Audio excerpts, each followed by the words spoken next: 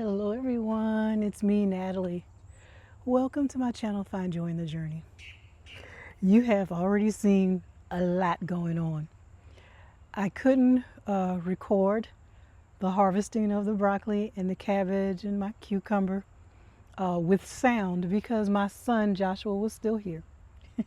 When I talk about Joshua, for those of you who are new to my channel, and welcome, my son Joshua has autism. So he's a bit loud in the morning, and he's loud period when he's out here. He likes to chat a lot, so sometimes you can hear him in the background. He's a limited verbal autistic. Okay, well, I just put Josh on the bus. He's on his way to school, and so now I'm going to finish up my harvest.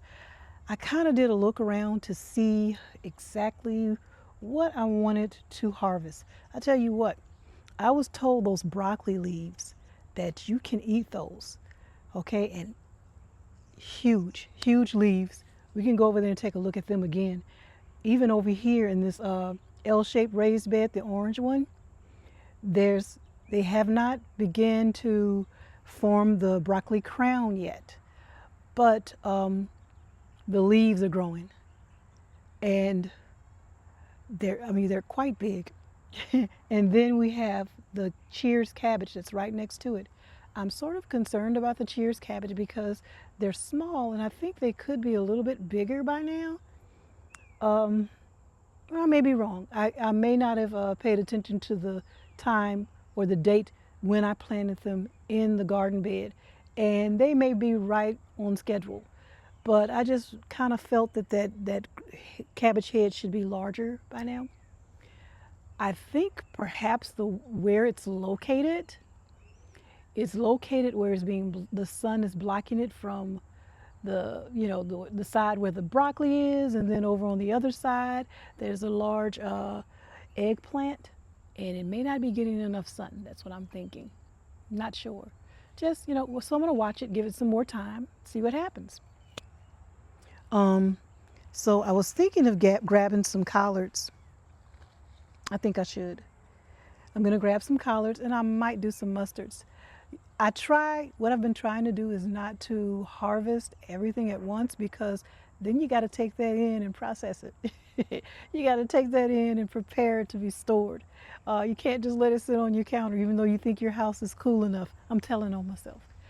I would like to make sure that I have the time to go ahead and process whatever I'm harvesting, unless I know it will keep well.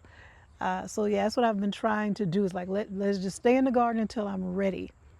But I think what I have here with the broccoli and the cabbage I might give away. All right, we'll see what happens. But I'm gonna go ahead and I'm gonna harvest some of these collards. I'm so used to growing collards, and you guys, you can comment in the comment section. When you harvest your collards, do you wait until they're like, I want to bring you closer, but do you wait until they're like really, really big? Well, I'll just come right here. Like this. And I've harvested larger ones than this. First of all, let's take a look at the back. We're doing good, y'all. We're doing good. You got to stay on top of it, but we're doing good. I don't see anything on the back of this leaf. Okay, but see, this is a collard. This is Georgia collards. Do you wait till it's this big, or can you harvest when they're about, oh, like small like that? So you tell me, do I wait? I mean, and it's an honest question, because I see people, they harvest them smaller. I don't know if it's a different variety of collard than what I'm growing, but I kind of like them to get big like this, but can you harvest them when they're young and tender like that? Just let me know. Comment in the comment section. I would really appreciate it. I need some help out here, y'all. I don't want to be out here doing things wrong. And I know I'm supposed to go from the bottom, but these collards have been harvested from, this will have to be my fourth harvest, I believe, from this one section of collards. Okay, and I'm gonna kind of aim it down and over a little bit so you can see right next to it. Here, there's new collards growing. This I planted out in late August, I believe. And I literally, because it's very warm in my area, I'm in zone 9A, for those of you who are wondering. I'm in Louisiana, in the West Baton Rouge area. My zone, my grow zone is 9A. And so in August, it was still quite warm, but I wanted to plant out some collards. And I decided to plant them out and then protect them with uh, shade cloth. And that's what I did. I put a very high shade cloth. I want to say at least, if not a 40 or, if not 50 or 40, but I covered it and protected it and kept it watered. And it worked, as you can see. So these have been in here because now we're in November. I planted these in August and I'm still harvesting from them. I'm looking at the back of these collards that I'm just harvesting here. And there's no bugs. They're here, trust me. I finally found, I guess I'll place it back on my face. Hello. Look, I finally found the culprit that was over there messing with my cabbages. Here's Big Tail. Big caterpillar, and he is good and fat. I know why he's good and fat, because he's over there eating my cabbage leaves. Okay? Yes, that's why he was good and fat. So finally found him, because I used to say, I don't see what's doing it. I don't see any bugs that could cause this kind of damage. And then finally, I was out there just the other day, and there he was, his little fat self, right on the back of one of the leaves. And I just kindly removed him and just slung him somewhere. I didn't squish him or anything. Okay. Not out of tenderness, like, oh, I didn't want you to hurt the bug. I just decided I didn't feel like squishing him. Okay. That's all. It wasn't because I'm so tender and, oh, I don't want to hurt that bug. It's nature. No, you over here eating my cabbage. You gotta go, gotta go. Gotta go, Look, so far, so good. The ones that are curly like this, I like that. I like the look of it. It's almost like curly kale. Doo-doo-doo.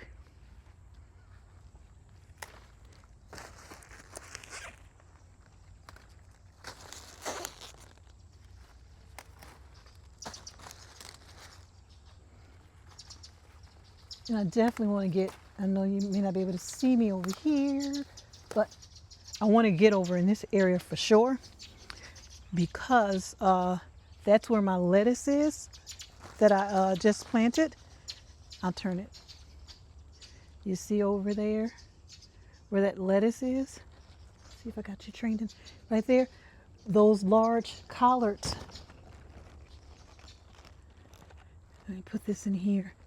I want to separate it because I want to make sure the collards are separated from the these broccoli leaves, because I want you to see the broccoli leaves. They look almost like a collard, and they said that you can cook them just like you do the collards.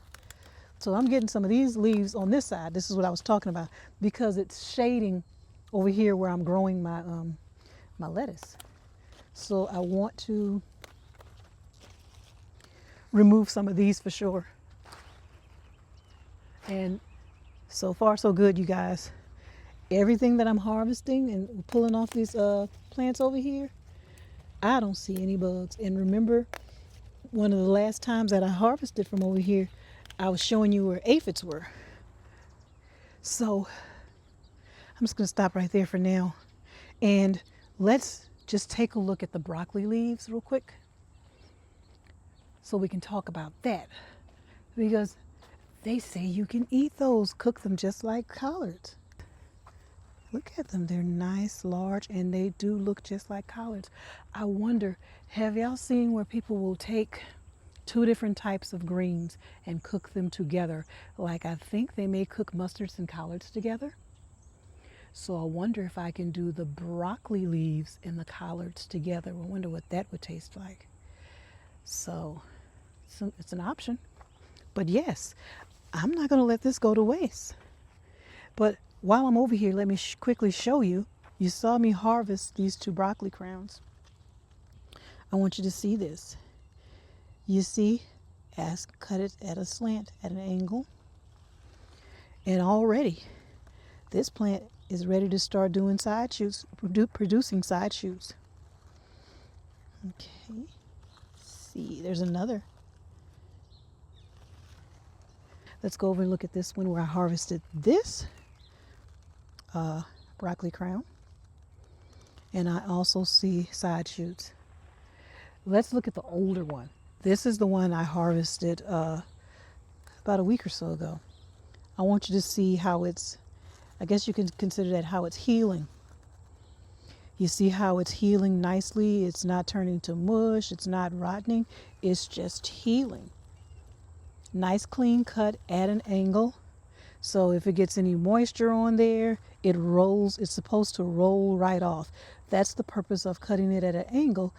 Instead of it being like a flat surface like that where water can collect on the top of it and may just turn that little area to mush because water is just sitting on it. When it's at an angle, the water will roll off.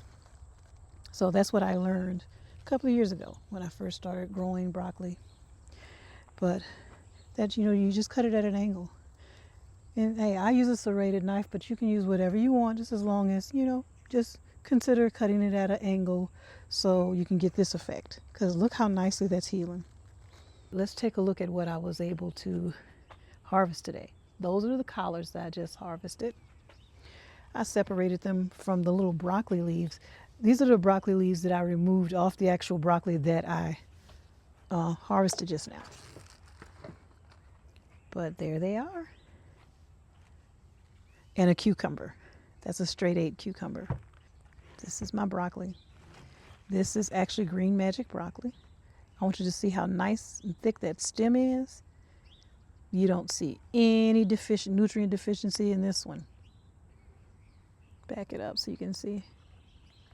No nutrient deficiency in this one. Remember I told you about that boron deficiency, how that can cause hollow stem. As you can see, they're good and healthy. And what I'll do is when it comes time for me to prepare these, I will film it and show you how I learned how to prepare my broccoli for storage. Next to it is my cabbage. Lots of damage, this outer layer, but that's a good size cabbage there. Look at that. If I had a ruler, I would kind of measure it or weigh it. I cannot find my little kitchen scale for nothing. I mean, I tell you what, oh, look, the culprit, look at that. You see it? Mm-hmm. Come on off. Bye now. But yeah, that's what's been in there eating my leaves. But that is a good sized cabbage. I'm trying to remove the leaves so you can see it. You see that? Pretty good, huh? This is my broccoli, my cucumber. These are broccoli leaves. I'm gonna see what we can do with that. And my collards. I don't know if I should harvest any mustards right now. I just don't think there's enough of them. But you guys, I just wanted to share my harvest today. So I'm going to go ahead and sign off now. I just wanted to let you see what's going on in the Joy Garden. And thank you for joining me today. I hope you found this video interesting. If you did, please hit like, please comment, please share. I'm trying to grow my channel, you guys. I'm trying to get to that 1,000 mark. Look, over 1,000. I'm halfway there. I'm almost there. So guys, with your help, I can grow this channel and I would greatly appreciate it. And I'm going to sign off now. Thank you guys and you have a blessed day. Bye.